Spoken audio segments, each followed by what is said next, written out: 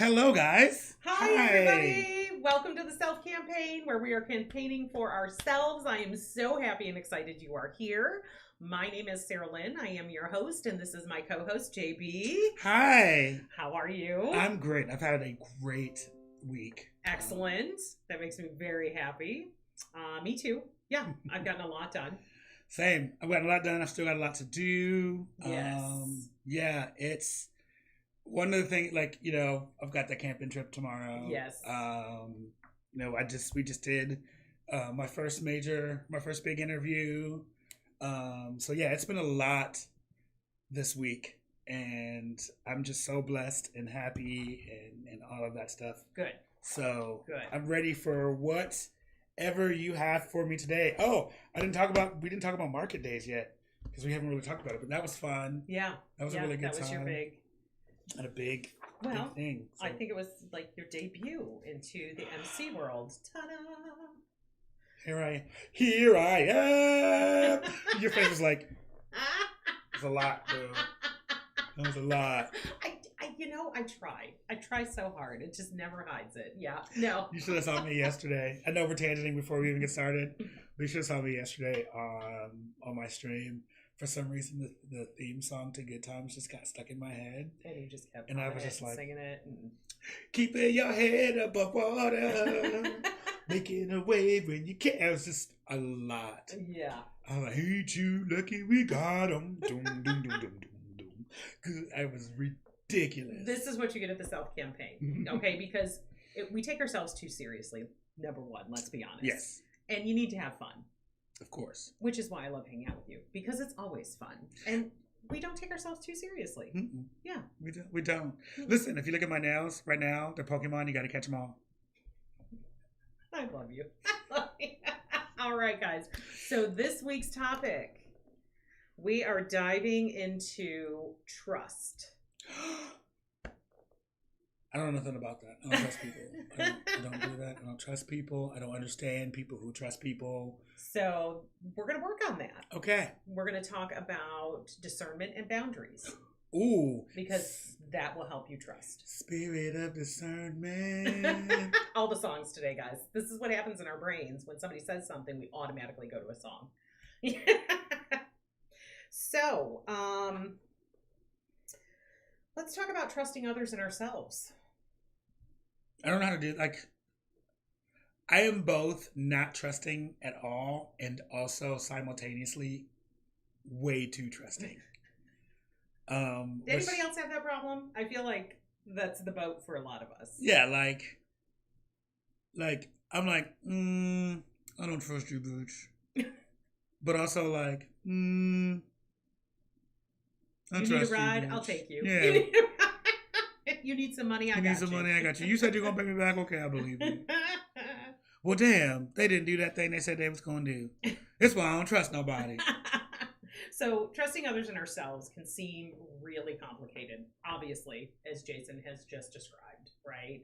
I mean, we start to trust ourselves or somebody else, and then our feelings get hurt or something goes wrong, and then we shut down. So one of the problems is we bring all our stuff, right? All our walls, all our baggage, all our unhealed parts, and everybody else brings that too. So trying to weed through all that muck is hard. Yes. Most people tend to one of two extremes, both of which you demonstrated very well. Either I trust everybody over and over and over and over and over. Let me just say over and over and over again, as much as I can. And over. Yeah. And over. And they keep trusting until they get multiple results that show that they can't, which leaves them very angry, resentful, and sometimes even hateful. Like if it goes on for too long. And we can't stand a hateful bitch. I just feel bad for hateful bitches because you don't have to live that way. I don't feel bad for them. They tell us that's a choice. I know, but sometimes they don't know they have a choice. So that's what we're here to talk about. Okay. There's another side, people who never trust anybody and keep walls up and keep people out and people at arm's length, never trusting anybody. and they end up feeling lonely, unheard, unseen, and sometimes even isolated to the very end of their life. Yeah, and I think that those of us who are very trusting, by nature, because I do think that there are people who by nature are very trusting. Yes. And they want to believe the good in the world. And then there are also people who by nature are very closed off and distrustful and walls. And a lot of that has to do, in my opinion, with, trauma informed responses. Yes. And whether that's, we can get into the genetics of trauma and blah, blah, blah, blah. All of that stuff I think is valid in the conversation we could have at some point. But it's really difficult when you are someone who is trusting to interact with someone who is untrusting and vice versa. I think sometimes. Yeah, because I think, and this is just my perspective, I'm not saying this is right or wrong, but what I feel like happens is the distrustful person feels like the trustful person is inauthentic. Yes. And fleecing them. And the trusting person thinks the distrustful person is not, tries really hard to reach them. So the harder they try, it's like my mom used to explain it to me like two magnets, right? And so it's actually the same when you have the magnets. So the trusting person keeps coming closer.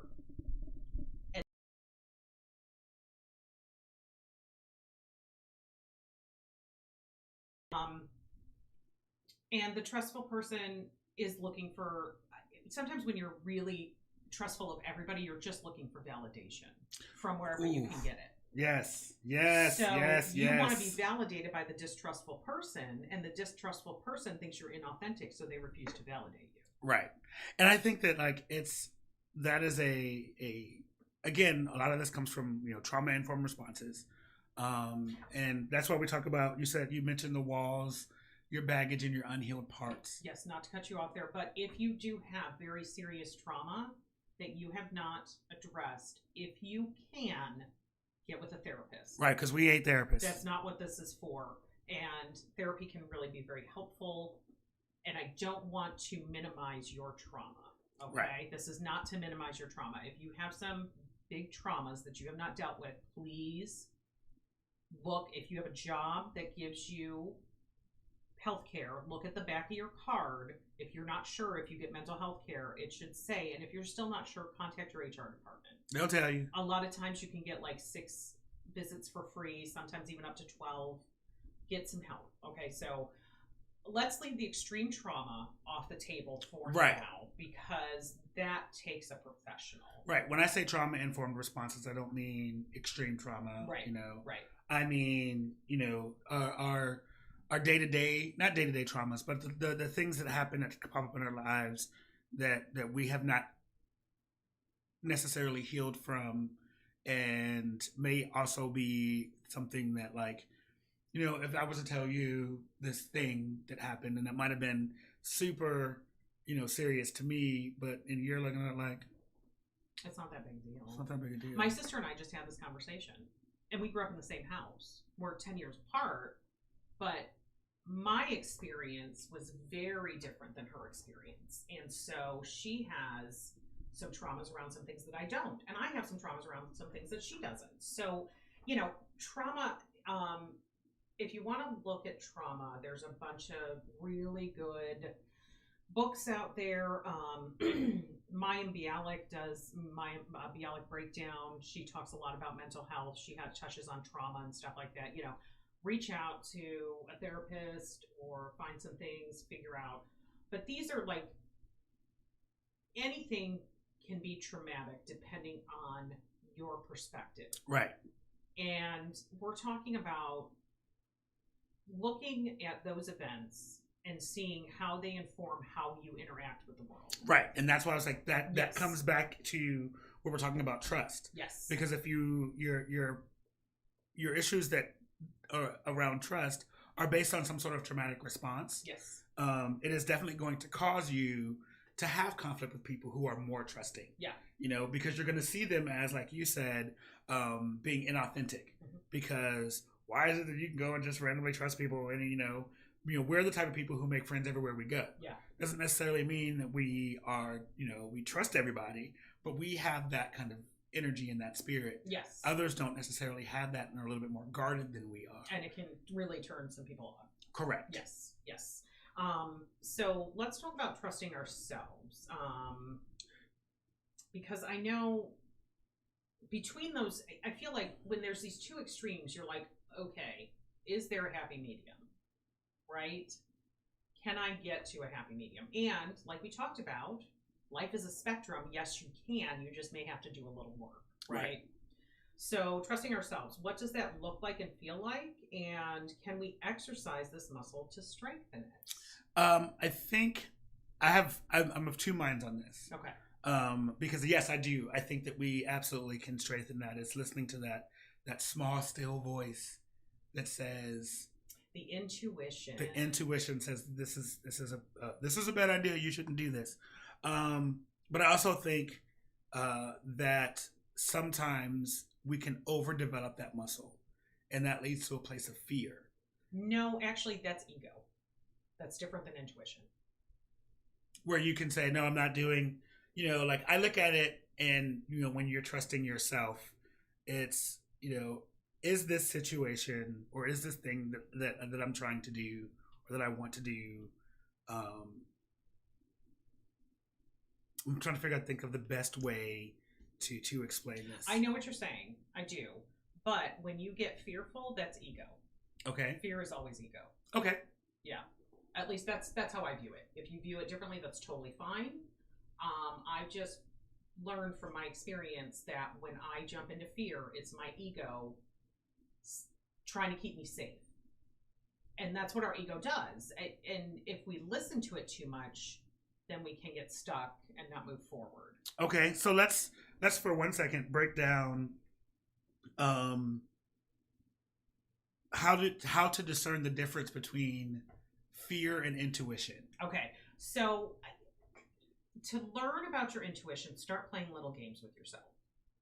On your drive home from work, there's always multiple ways to get somewhere, but we tend to get stuck in going the same way all the time. How many times have you driven home, pulled in your driveway, and been like, I feel like I just pulled out of the work parking lot.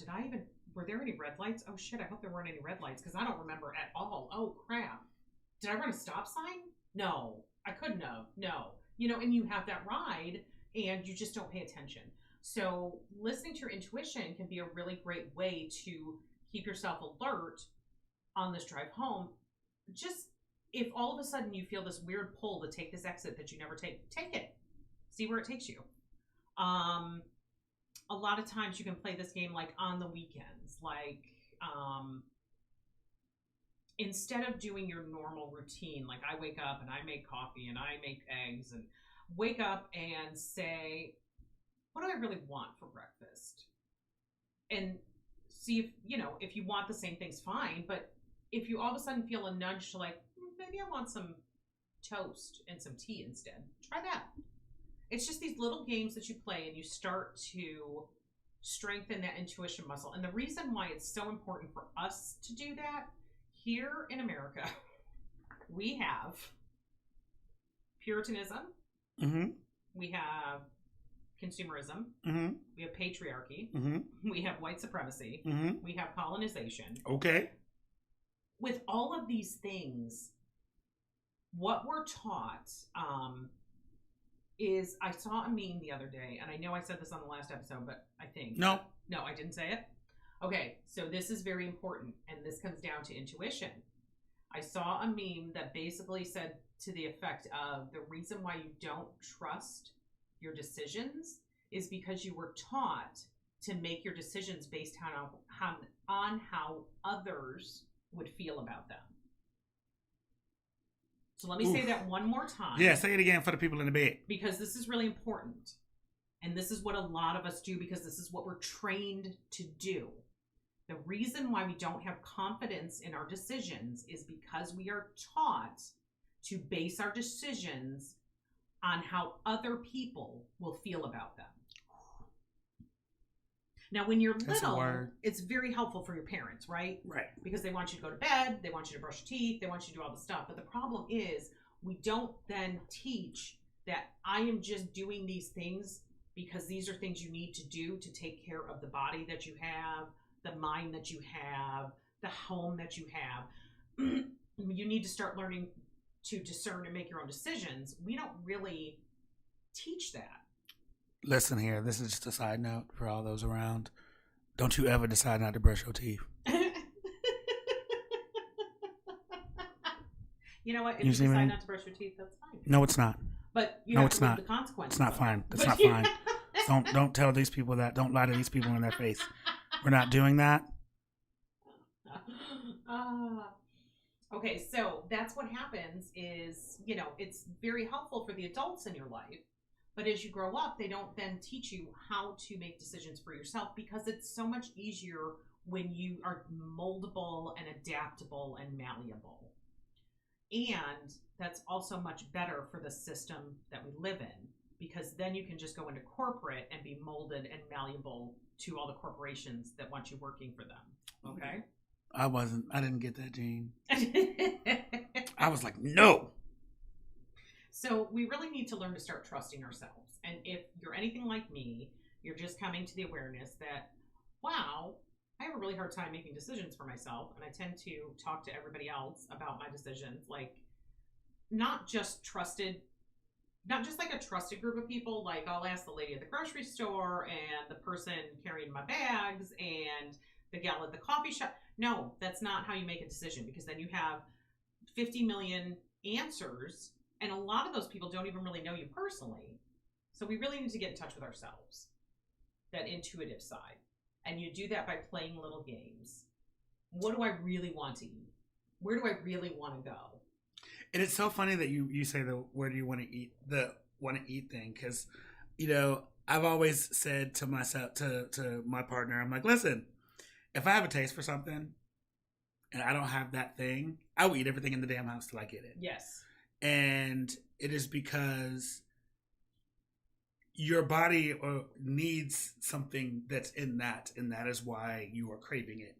And I think when we talk about, our mental health and our mental state and well-being, if our intuition is telling us something, it's because there's something that our soul needs, in that moment, that is where it's going for. And the more that you ignore that and you don't do the things that your soul and your mind and your heart is telling you to do, like the quieter that voice gets, and then you get lost.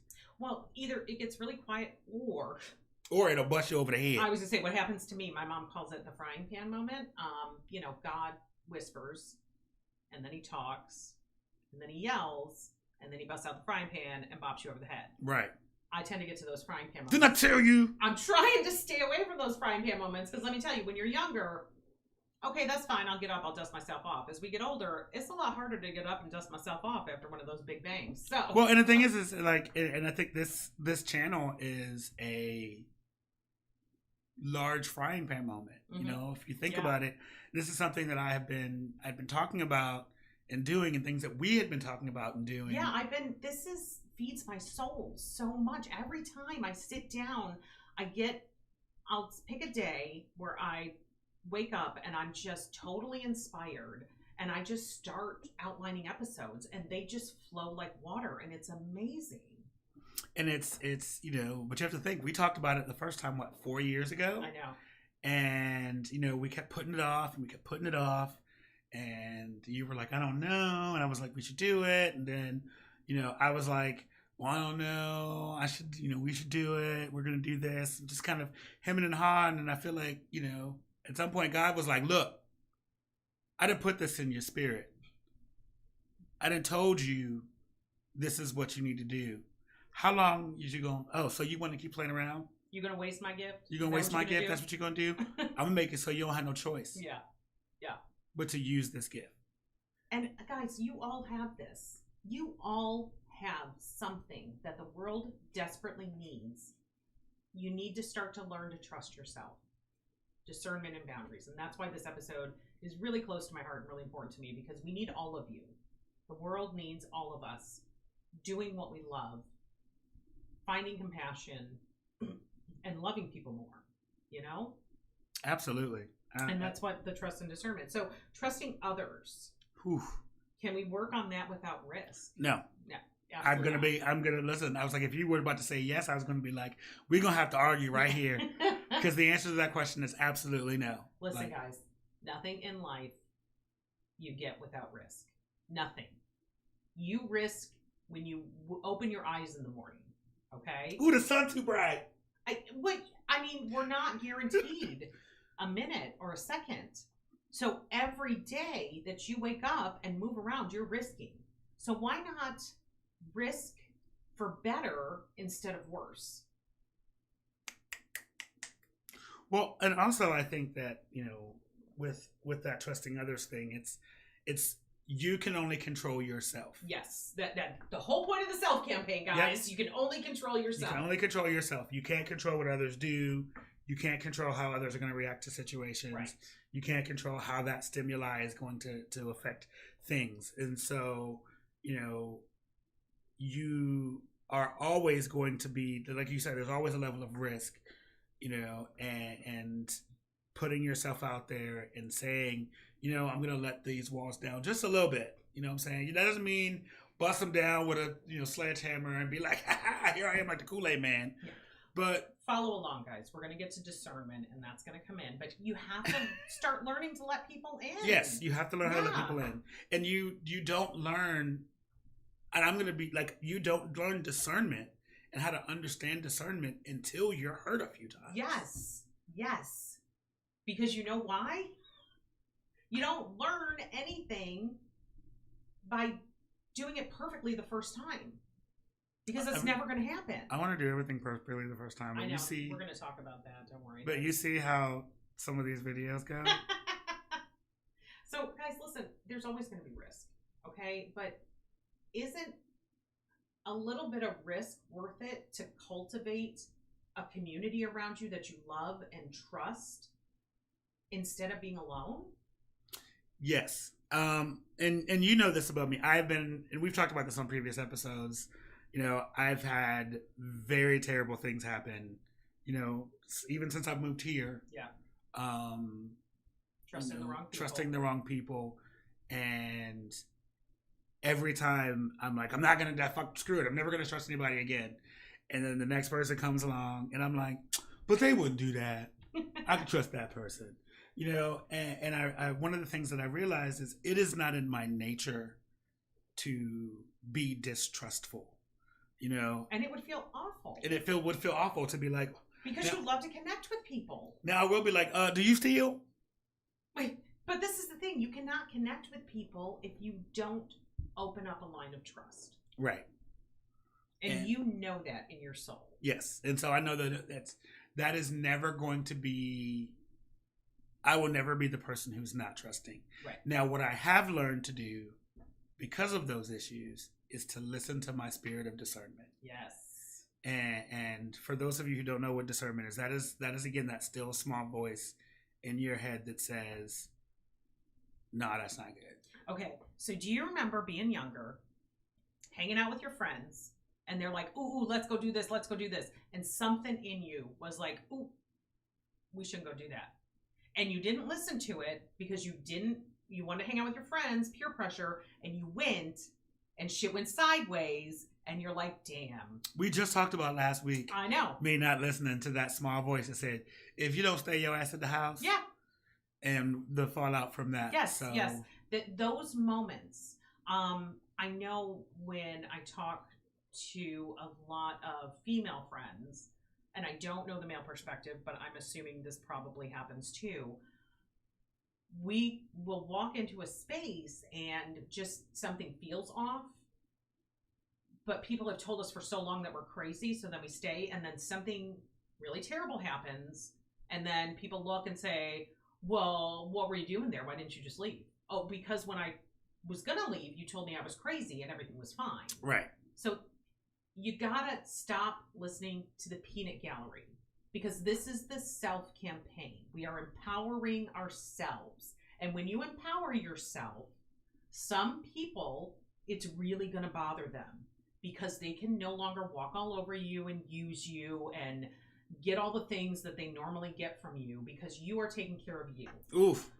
But that's okay, because what you'll end up building is a wonderful community of people you love and trust and can count on. Okay? Mm-hmm. So, you know, trusting others, it's a risk and it can hurt. But I think it's a lot better to have tried it out and found a small group than to have not tried it out at all and be left all alone. It is better to have loved and lost than to never have loved at all. Yeah, it's the same thing, you know? I mean, it really is the same thing. It is. And there is something there's something to that. There's something important in that, you know, that moment. And one of the things, if you watch the interview that I did with Athens, that he talks about is why the fuck not? Yeah. You know, there were things that he was like, anytime I wanted to do something, you know, or I was a little worried, I'd ask myself, why the fuck not? Yeah. And to me, trusting others, you know, within reason and listening to your spirit of discernment is that's the why the fuck not theory. Like, yeah, why not go and why not you meet this person and everything seems cool and you're like, hey, everything is great. You might be a great friend, you know. Why the fuck not give that a try? Because somebody else was like, oh, they're this person or they're that. That's your experience. Yes. And you get to have your own experience, guys. And I think that's one of the things that for me was a really big thing is I, for a long time, especially in my like early 20s, you know, even to my mid 20s, was very like, if my friends were like, that person's terrible, I was like, oh, well, that bitch is terrible. I don't know. And you didn't even, you and I didn't even know. To never talked to them, never had any conversation with them. You know, I was like, well, listen, if my friends say you're bad, you're bad. I don't know what to tell you. But now, you know, as I've gotten older, I'm like, my experience with that person may be completely different because I'm not not them. Yeah. And how many potential wonderful relationships have you lost because either one, you refused to trust anybody, or two, you trusted other people's opinions of this person. Right. And then, like, how would it feel to be the person on the other side of that? Yeah. You know, how would it feel to be the person that someone's like, they're terrible. They're terrible. And you're like, I'm just going to the grocery store. Right.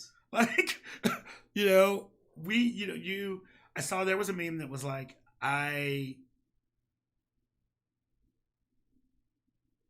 the people who talk bad about you will always talk about the things you did to them and never the things you did for them. Yes. And that was something that really kind of stuck in me because I remember being, you know, having, you know, friends who would be like, you know, or people that were in my life that were friends at one point and we weren't friends anymore. And they were like, oh, well, you know, this person did this and this and this. And I'm like, you know, and it's not victim mentality, you know, at all. It's like, no, it's a little victim-y. No, that's the victim. But you're like, I did these, you know, I did shit for you too. No. I'm talking about the person. No, yeah. I mean, for me, that's totally the victim. You know, but it's like, but, you know, I did X, Y, and Z for you when you needed, and, you know. Let me tell you, I had an ex. Oh, we broke up. They told their mom that I took all the bathroom stuff, and I left them with nothing, and they were devastated. I took one towel, one washcloth, one hand towel. Because that's all you had. Because I knew. Left everything else. And still, the story was, I took all the things and left them destitute and alone. Broken alone. But you see, it doesn't, you says, and you have to quit listening to it, because the people who know you know who you really are. The people who don't, they don't matter anyway. Right. Okay. So now let's talk about boundaries. What are they? They are those lines that you do not want people to cross. And you can change your boundaries. You get to pick your boundaries. You have choice. A lot of us aren't taught this, especially in our society where little kids are expected to give hugs and kisses to older people, and you know those older people who just want to tickle you and stuff, and you don't want it, but you're not allowed to say that. Nana, I don't want to. Stop. Nana, I don't want to.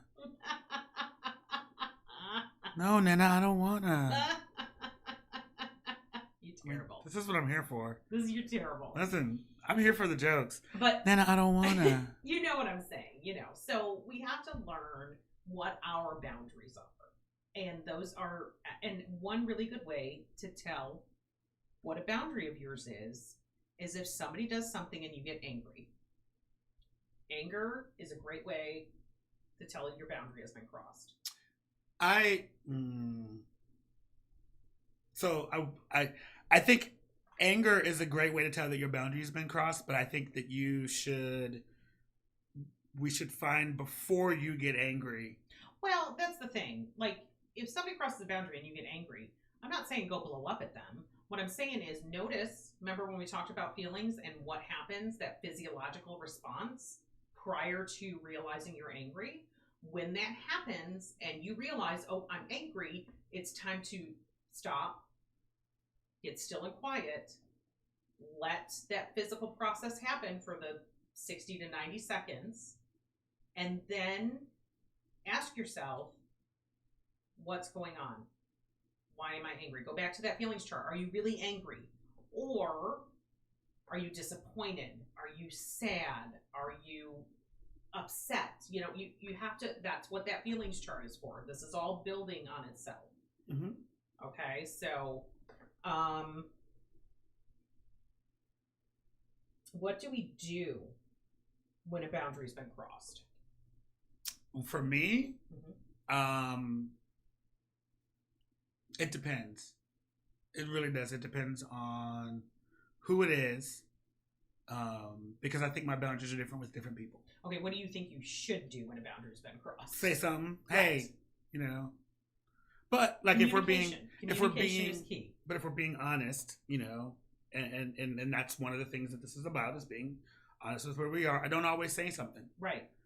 Because I don't want to hurt anybody's feelings, although my feelings were hurt or I was upset. So here's the thing. When you decide not to hurt anybody else's feelings, you're hurting your own feelings. I know. So we have to stop doing this as a society. And I'm not saying you go out and be an asshole to everybody. What I'm saying is... Nana, I don't want to. If your feelings are hurt, it is okay to express that. But you have to know what those feelings are, hence the feeling chart. Okay. Download that feeling chart. Feeling. So the nice thing with boundaries is they actually make for better relationships when you communicate them. Okay. I'm looking at you. I'm looking right at you.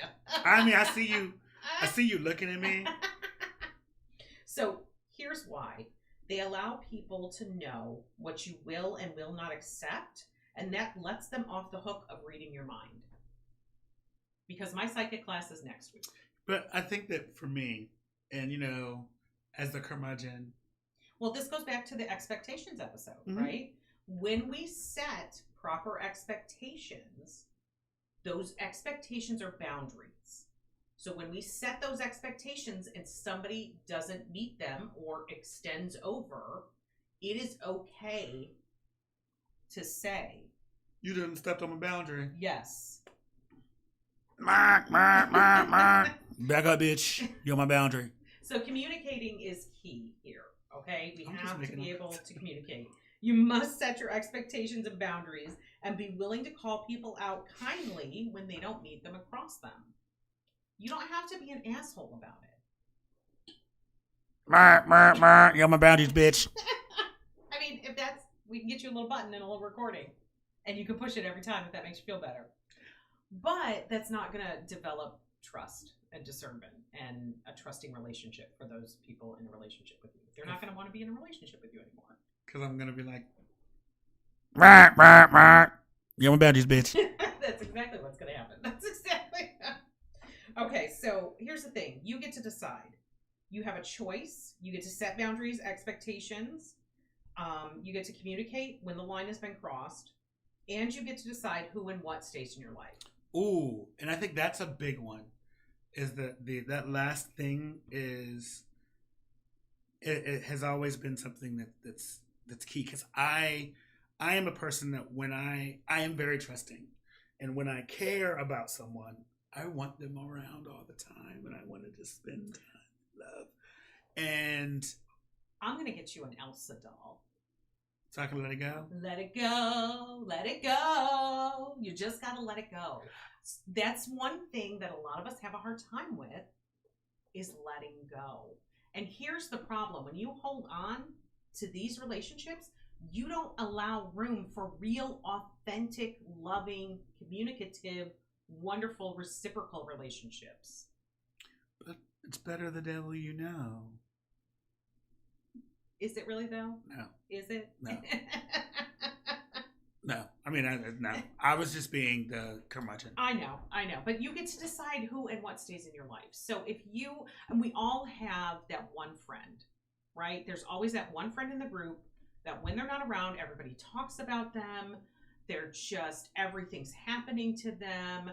And it just makes me sad that instead of, you are not that friend. Oh, girl. We don't have to lie to these people. You were for a while. You are not anymore. Okay. But there's always that one friend, and if you have outgrown a friendship, it's okay to let it go. Nobody tells us how to break up with friends. Like, everybody's been talking about ghosting friendships. I'm the original ghoster of friendships. And it wasn't purposeful, honestly. That's what's so interesting when you start to dive into this. I just didn't think I was good enough to be friends with these people, so they wouldn't even miss me anyway. So what did it matter if I just stopped showing up? Right? Mm. And I have hurt a lot of people. And when I look back, I'm like, oh my gosh, that's terrible, because I am not the type of person to hurt people. But it was my self-esteem. I just didn't see myself as important enough to be in their lives, and they were too smart and too successful. I just didn't fit into the equation, and it was me. It was always me. And that's the other thing you have to remember. If you ever got ghosted by somebody that you started to trust, and you're like, dang, I'm not going to do that again because that really hurt. You know what? I'm telling you, it's not about you. Well, and I also think that you said you may, when you outgrow, sometimes you can outgrow friendships, and you can outgrow. I don't think you outgrow people. I think you outgrow friendships and relationships. Yes. And, sometimes in that sense, like when you, and you can be outgrown. Yeah. And I think that's a tough thing to, especially someone like me to admit and be, understand, is that, yes, I can be outgrown. There are, I like growing together. Yeah. But sometimes people don't, our paths aren't the same anymore. Yeah. And that doesn't mean you don't love them. That doesn't mean that you don't wish them well, but you're not going in the same direction. So you just let them go with love and gratitude. And if they come, and that's the wonderful thing, when you let go with love and gratitude and say, listen, I need to go take care of myself right now, but I wish you nothing but the best. If it comes back around, you can start the relationship back up. If you don't end it correctly, you burn that bridge. And you can even say, and I've even gone to people, and I've, as I've gotten older, I could be like, I don't have the space for you right now. Mm-hmm. Doesn't mean that I don't love you. Mm-hmm. Doesn't mean that hanging out and all that stuff isn't fun and wonderful and rewarding and fulfilling and all of that. Right now, I'm on a different journey. We just can't be the way that we were. Yeah. And those conversations are difficult. They're really hard to have. It's a breakup. You know what I mean? But it doesn't have to be if you say it the right way, right? No, I mean, it's always a breakup. A breakup, when you think Yeah. about it like this, a breakup is always is the ending of a relationship. Yeah. And so in all of those situations, that is, you are ending a relationship. Now, whether you end it on good terms or bad terms depends on your choices and the things that you do. And you have total control over that. Right. And so, but it is still a breakup. Yeah. And breakups are hard. Yeah. We like to attach breakups to like this romantic situation, and really, you break up with your, if you leave a job, you break up with those people. Those things are all breakups. You break up with your job. You break up with your job. You can break up with a doctor. You can break up with a therapist. You can break up with your grocery store. I had a therapist break up with me. I'm sorry. I shouldn't laugh. So sorry. I should not laugh. But no, this is what happens. But that's healthy. Right. The problem is we're taught that means we're damaged and broken. No, that just means people are moving in different directions. And that's okay. So if we can start looking at it that way, it can make it a lot easier. Right. So no matter what, I'm going to say this, I'm going to look right at you. No matter what, you are responsible for your peace. One more time. You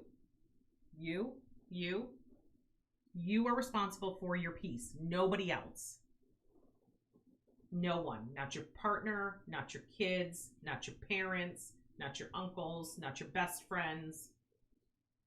You are responsible for your peace. Not your teachers, not your preachers. No. Yeah. So if you are overwhelmed and overworked, it's because you are not holding your boundaries.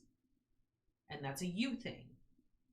Now, yes, people are going to keep coming to you and asking you questions. Well, I have to say yes. I've always said yes, but no, you get to choose. Yeah, I'm a boundary bitch. You have a choice.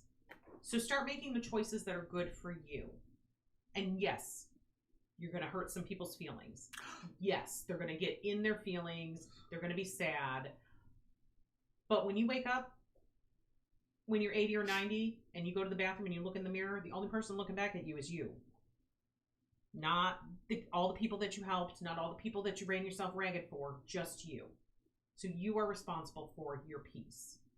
Listen, you can tell that I'm tired today. I know. Because I am being extra. So I just want to say you are totally responsible for your peace, your happiness, and your well-being. You are the only one responsible, okay? So trusting yourself to decide what is right for you, setting up a network of people that you trust will listen and correct when lines are crossed. What they gonna say? Cross the line, bitch. Boundaries. That's my boundary, bitch. So you need people in your life that you can trust. So when they cross a boundary, you can have a conversation about it. Mm-hmm. Okay? Because if somebody's in your life and you try to have a conversation about your boundary and they get mad, they ain't supposed to be there. It's just an indication that they don't really respect you or love you. Because if they did, they would respect and love your boundaries. That part. Say it one more time. If you tell somebody that they crossed your boundary and they get mad at you, they didn't really respect you and they didn't really love you, because if they loved and respected you, they would love and respect your boundaries. That part. Okay? And that's hard to hear and it's hard to do. And it's hard for people to do. So have a little grace and compassion while you're starting this process, especially if you've never held a boundary before. You're going to really upset some apple carts. Ooh, and it's not that carts. It's not that those people are bad people. It's just that you've never done this before, so they don't know what's going on. We're used to routine. We are routine creatures. We teach people how to treat us. Yes, and when we've taught people over and over how to treat us, and all of a sudden we change the rules. Wait, what you trying to? They get a little shaky. They get a little wonk. Well, you said I was waiting for you to play off of me, but I know you're tired today. Beep, beep, beep. You're my boundary, bitch. Was that the one you wanted? No, that's okay. Sorry. You are totally fine. Okay, so you have to understand none of us are perfect. Like Jayson said, we teach people how to treat us. So when we've taught them for so long to treat us one way and we decide to change the rules, people are going to be a little upset. Those that love you will come along. They will adjust. those that never had love or respect for you in the first place probably won't, and that's not a bad thing. You know, I saw a T-shirt that said, "Do what you want to do, the world will adjust." Yes. And I have taken that to heart in so many ways, in both, you know, my personal life, with friends and relationships, and with myself, because it's true. Like the people, like you said, the people who care, the people who love you, and the people who want to be involved and want to spend time with you, they will adjust to whatever change you're making. Yes. You know, and if they choose not to adjust, and they choose to continue to do things that you have said, this is my boundary, and you will not cross it, then they weren't the people that you needed to have in your life to begin with. Right, because ultimately, you can't really trust them anyway. Because when shit hits the fan, are they really going to be there? Or were they just using you and now they can't use you anymore, so they're out the door anyway, so it doesn't really matter? Right? Right. The faces I'm making. I'm just I know. I love you so much. Oh, you need a nap. Okay, so we're going to wrap this up, guys. I just want you to know that you get to allow all the people, places, and things to fall away, and those are all forms of self-love and self-care. Absolutely. So people, places, and things that fall away when you start setting boundaries because of your discernment. Spirit of discernment. And you start opening up lines of communication and they're not being met, then those things that fall away, that's self-love and self-care. Yes. And that's ultimately what we're here for, right? This is the self campaign. All things happen for your good. Yes. You know, I don't remember what verse of the Bible that is, but it's in the Bible somewhere. It's a Bible verse. It's a Bible verse. All things happen for your good. They may not feel good in the moment. It may be terrible. You may be like, this self-trusting thing is for the birds. Yes. And, you know, this trusting other people stuff is for the birds.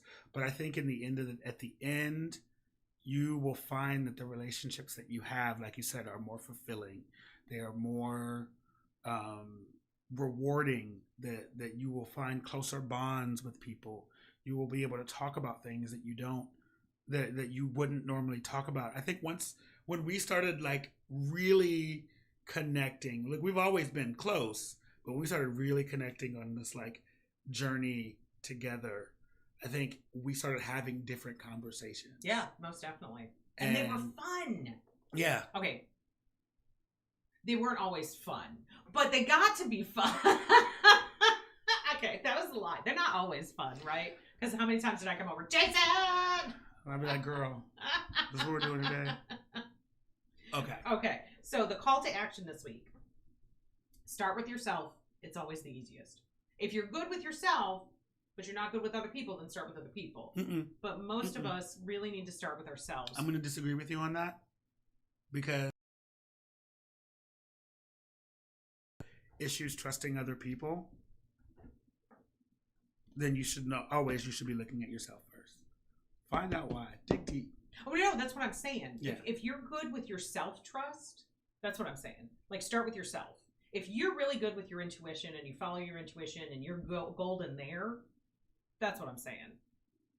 I'm saying that if you that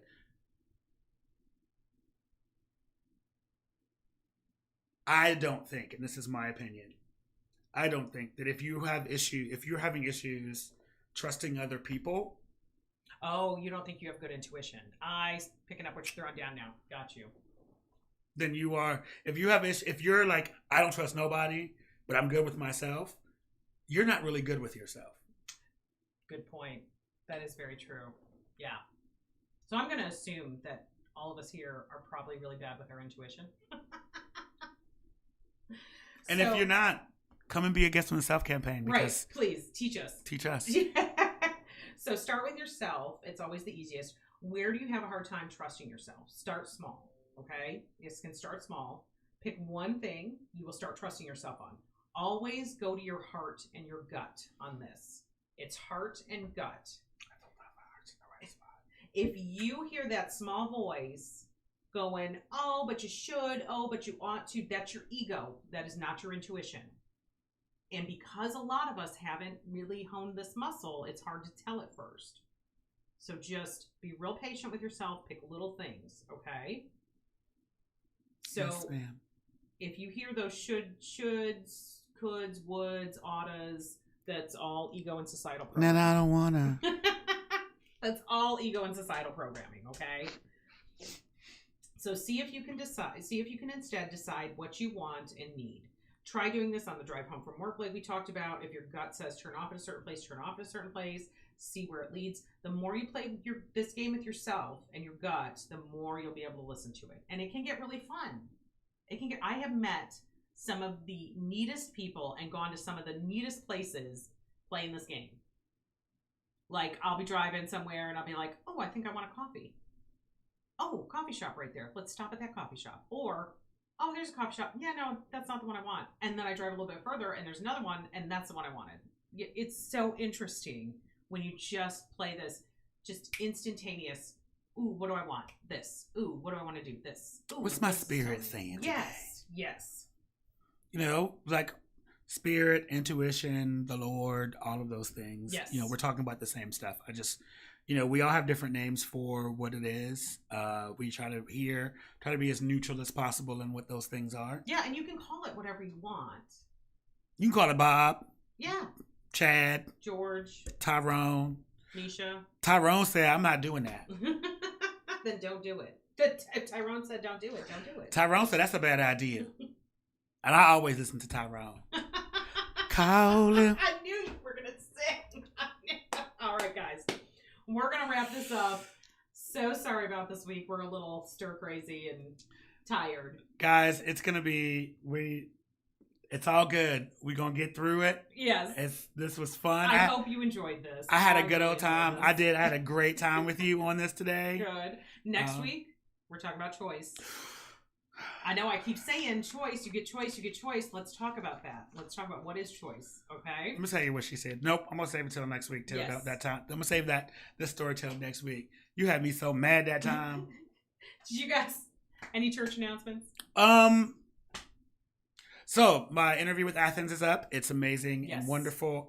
For those people who are, saved, maybe you should sit this one out. Appreciate you, because it goes places. But other than that, it's a great interview. I think that he is this person who is like his journey is amazing, and his ability to bring people together of different. Walks of life, and as he's telling the story, you get inspired. Yeah. Let's see. So there may or may not be a wake the F up in the morning. It depends on what time you go to sleep tonight. What time I go to sleep tonight, because I do have to get up early to make my way to camp. So if there's not a wake the F up tomorrow morning, there will be one on Monday. Do not miss it. Catch them. They are so fun. So. Guys, if you're here and you found us, click the subscribe button and you get a little notification. And then, every time we come on. Yes. And then you ain't got to worry about when Wake the F Up come on, because you'll just see it. You'll be like, bam, it's Wake the F Up time. I should wake the F up. Should wake up. Don't forget we have a Ko-fi now. Ko-fi is a thing. If you want to give to the channel and you feel, Patreon is too much and you don't want to do Cash App because it's a little weird, you can do Ko-fi, and it's Ko-fi, ko-fi.com/littlestar, / KC Caffeine. Search KC Caffeine. Let's say that one more time. KOFI. KO-FI. See, I'm tired. KO-FI.com / KC Caffeine. Okay. And you can do a monthly donation. You can do a one-time donation. Every donation helps. It's like I said, it's how we get bills paid around here. It helps us make more episodes. I love doing this. Please. Oh, this is so fun. I hope you enjoyed as much as I did. Because the last thing y'all want me to do is go back to full-time workforce, because then you will never hear from me again. Oh, that'd be so sad. And I will be miserable. That'd be so sad. Won't it be? Yes. That's not true that you won't ever hear from me again, because I got shit to say all the time. Mm-hmm. But it does make it more difficult for us to do these things and for us to work and build on the things that we're working and building on. So if you want to go to the Patreon, please give the Patreon. Please give to the Patreon. Subscribe to the channel. Share it with your friends. If Absolutely. you love this message, if you loved any of our previous episodes, if your intuition is tugging on your heart and whispering one of your friends' names in your ear that you really think needs to hear an episode, send it to them. Yep. That means there's something in there for them. Okay? I mean, listen, and you can do it in a nice way. You can do it in a kind way. You can do it in a kind way. But my favorite way to do it is in a petty way. That's because you petty. Listen. So I heard something. I think you might need to hear this. You're terrible. You are terrible. With 2 smiley faces and an exclamation point. So we love you guys so much. Thank you so much for coming and hanging out with us. Come see us next week. We're going to be talking about choices. So excited. Because we're not doing that. I'm excited too. I love you guys. Love you guys. Have a great night.